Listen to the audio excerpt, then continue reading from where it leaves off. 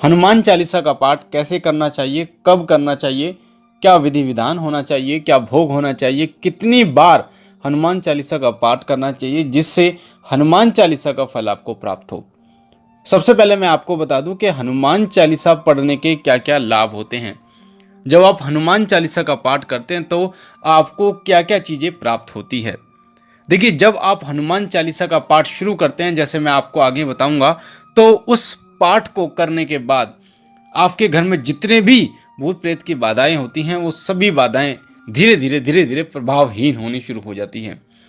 प्रभावहीन का मतलब होता है कि उनमें जो शक्ति थी, जिस शक्ति से वो अपना प्रभाव दिखा रहे थे, नकारात्मक प्रभाव वो आपके ऊपर, आपके घर के ऊपर दिखा रहे थे, वो प्रभाव धीरे धीरे वो शून्य होना शुरू हो जाता है। और एक ऐसा समय भी आता है जब वो नकारात्मक शक्ति पूर्ण रूप से शक्तिहीन हो जाती है, यानी कि वो आपका किसी भी प्रकार से नुकसान नहीं कर पाती और फिर वो नष्ट हो जाती है।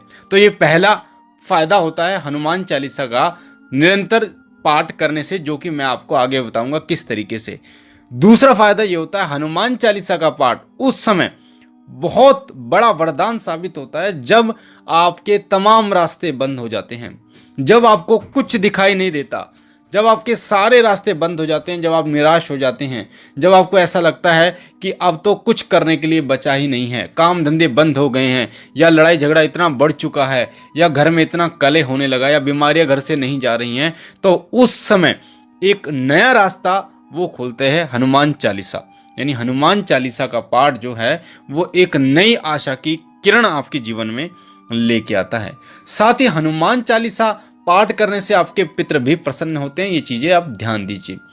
अगर पितृ दोष आपके घर में है और हनुमान चालीसा का पाठ आप कर रहे हैं, जो विधि मैं आपको बताऊंगा, तो आपके पितृ भी आपसे प्रसन्न होते हैं, आपके घर में सुख शांति होती है। साथ साथ में उनका पितृ दोष जो है वो धीरे धीरे वो भी समाप्त होना शुरू हो जाता है। अगला फायदा होता है हनुमान चालीसा के। हनुमान चालीसा जब आप पाठ करना शुरू कर देते हैं तो हनुमान जी महाराज आपको स्वप्न के माध्यम से दर्शन देना शुरू कर देते हैं। कई बार आपको ऐसा लगेगा सिंदूरी मूर्ति आपको दिख रही है, कई बार आपको ऐसा स्वप्न के माध्यम से दिखेगा जैसे आप मूर्ति पर चोला चढ़ा रहे हैं, कई बार आपको ऐसा लगेगा कि आप भंडारा कर रहे हैं, कई बार आप हनुमान चालीसा पाठ कर रहे हैं, हनुमान जी की मूर्ति के सामने आपको ऐसा स्वप्न के माध्यम से दिखेगा। अगला क्या फायदा होता है हनुमान चालीसा पढ़ने से? हनुमान चालीसा जब आप निरंतर पाठ करते हैं तो अध्यात्म मार्ग की तरफ आपका रुझान जो है वो बढ़ जाता है। हनुमान जी की असीम कृपा, साथ ही भगवान श्री राम की असीम कृपा के कारण अध्यात्म मार्ग में आप धीरे धीरे आप चलते चले जाते हैं और आपको एक सीढ़ी बनती चली जाती है जिससे आप एक सही रास्ते पर पहुंच पाते हैं। तो हनुमान चालीसा के जो प्रभाव हैं, जो फायदे हैं, वो अनगिनत हैं। तो अब मैं आपको बता देता हूं हनुमान चालीसा का पाठ जो है आपको कैसे करना है, क्या विधि है, क्या विधान है। एक बात आपको मैं बता दूं कि बिना नियमों का पालन किए, बिना नियमों का पालन किए अगर आप किसी भी साधना करते हैं, कोई पाठ करते हैं, तो वो आपको फलदायी नहीं होता। जैसे उदाहरण के रूप में जब आप किसी देवता की स्थापना करते हैं, जब आप किसी की चालीसा का पाठ करते हैं, जब आप किसी की चालीसा, सुंदरकांड या फिर मंत्र का जाप करते हैं, तो उसका मतलब होता है उस देवता का आप आवाहन कर रहे हैं। आवाहन मतलब वो देवता, उस देवता को आप एक तरीके से न्योता दे रहे हैं, बुलावा दे रहे हैं। तो वो देवता जो है जब आपके घर में प्रवेश करने के लिए आता है तो आप वो चीज़ें देखता है कि आपके नियम जो हैं वो होने चाहिए। यानी कि जैसे हनुमान जी महाराज जब आपके घर में आएंगे तो नकारात्मक शक्तियों को हटा देंगे, पर आपके घर में तामसिक चीज़ों का प्रयोग उस समय होना ही नहीं चाहिए। इस चीज़ का ध्यान रखना, तामसिक वस्तुओं का प्रयोग बिल्कुल भी नहीं होना चाहिए। उस घर में हनुमान जी बिल्कुल नहीं आते। आप कितनी हनुमान चालीसा का पाठ कर लो, कितना सुंदरकांड पाठ कर लो, कितना बजरंग बाण का पाठ कर लो, कितना हनुमान अष्टक का पाठ कर लो, कितना ही हनुमान साटिका का पाठ कर लो, कुछ भी आपको प्राप्त नहीं होगा जब तक आप नियमों से नहीं चलेंगे।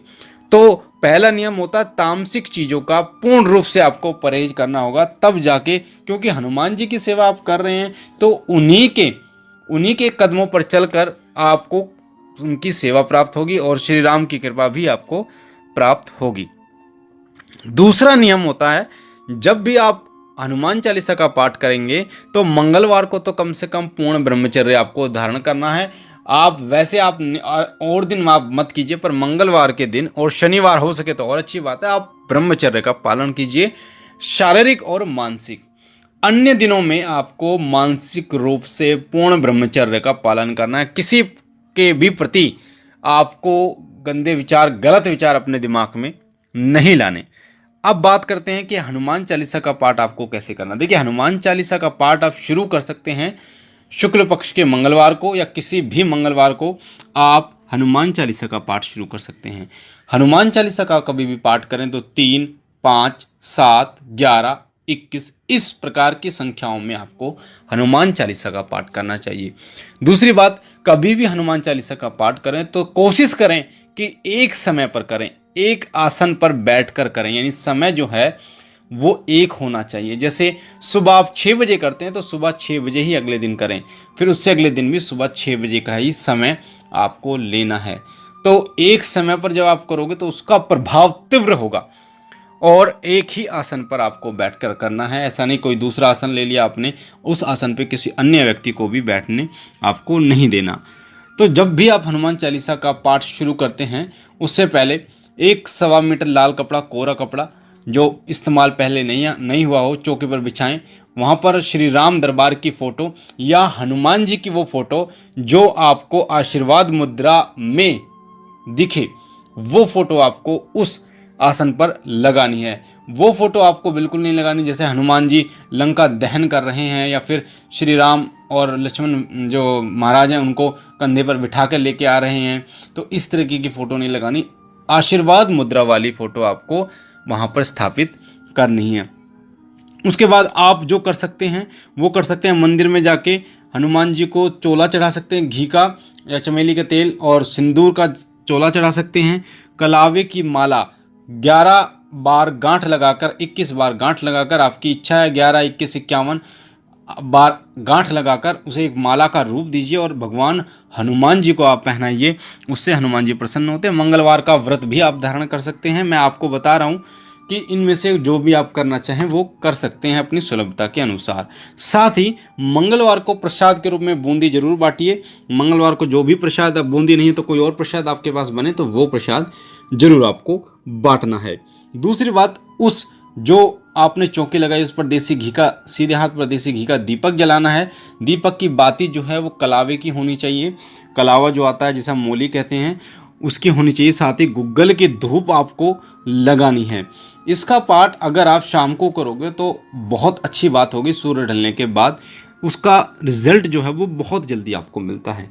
उससे पहले मैं आपको बता दूं, एक माला आपको श्री राम जय जय राम, श्री राम जय जय राम, श्री राम जय जय राम, श्री राम जय राम जय राम, श्री राम जय जय राम, इसकी एक माला आपको करनी है। या फिर इसकी आप नहीं करते तो ओम राम रामाय नमः, ओम राम रामाय नमः, ओम राम रामाय नमः, ओम राम रामाय नमः। भगवान श्री राम से आपको प्रार्थना करने के, हे प्रभु श्री राम महाराज जी महाराज, हे भगवान श्री राम, जैसे तुलसीदास जी पर आप प्रसन्न हुए, आप जैसे तुलसीदास जी ने आपकी भक्ति की और हनुमान जी प्रसन्न हुए, उसी प्रकार मेरी भक्ति से आप प्रसन्न हो और हनुमान जी महाराज प्रसन्न हो और मेरे इस कार्य को पूर्ण करें। जो भी बाधा है आपकी घर में, दिक्कतें हैं, उनको आप बोलिए। इस प्रकार आपको एक माला करने के बाद फिर आपको 3, 5, 7 इस तरीके से हनुमान चालीसा का पाठ करना है। एक लोटा जल अपने सामने रख लीजिए। जल रखने के बाद आपको उस जल के छींटे जो है पूरे घर में लगाने हैं, ताकि जो भी नकारात्मक शक्ति हो वो आपके घर से निकल जाए, घर में सकारात्मक शक्तियों का वास हो। तो इस प्रकार से हनुमान जी महाराज वहाँ पर विराजमान होंगे और तमाम आपके संकटों को दूर करेंगे। तो इस प्रकार कीजिए हनुमान जी की हनुमान चालीसा का पाठ, जिससे हनुमान जी होंगे तुरंत प्रसन्न। तो मुझे आशा है ये जानकारी आपको पसंद आई होगी। अगर आप पहली बार बने तो आपके सामने जो लाल कलर का बटन है सब्सक्राइब का, उसे दबा दीजिए ताकि बेल आइकन, जो भी हम जानकारी डालें वो सबसे पहले आपको प्राप्त हो। बेल आइकन को दबा दीजिए, घंटे के निशान को, हमारे साथ जुड़िए और साथ ही लाइक कीजिए, शेयर कीजिए और बहनों और भाइयों तक, ताकि और लोगों तक ये जानकारी पहुँचे और लोग भी इसका फ़ायदा उठा पाएँ। मैं बाबा भोलेनाथ से हनुमान जी महाराज सदैव ये विनती करता हूँ कि उनकी दया कृपा से आपके तमाम मनोरथ पूर्ण हों, आपके घर काम में बरकत हो, आपकी झोली हो भरें, तमाम मनोकामनाओं आपकी पूर्ण करें, आपके पूरे परिवार को वो स्वस्थ रखें। हम मिलते एक नई जानकारी के साथ, तब तक के लिए ओम नमः शिवाय, ओम नमः शिवाय। ओम नमः शिवाय।